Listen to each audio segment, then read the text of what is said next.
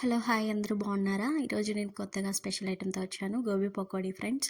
ఈ గోబీ పకోడీ నేను ప్రాసెస్ ఎలాగ చేయాలి ఏంటనేది ఈ వీడియో తీయడం మర్చిపోయాను. అందుకే ఇప్పుడు మీకు చెప్తున్నాను.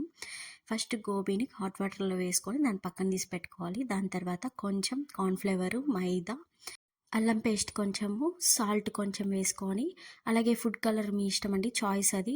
మీకు ఇష్టం ఉంటే వేసుకోవచ్చు, లేదంటే లేదు. మొత్తం వేసుకొని కొంచెం బాగా మిక్స్ చేసుకోవాలి.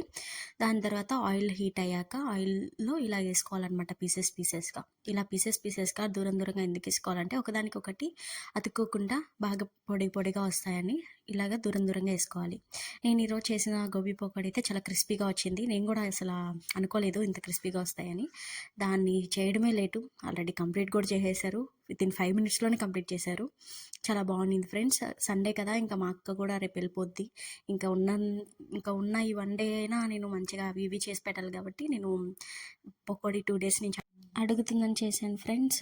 నా వీడియోస్ మీకు నచ్చుతున్నట్టయితే లైక్ చేసి, షేర్ చేసి, సబ్స్క్రైబ్ చేసుకోండి ఫ్రెండ్స్.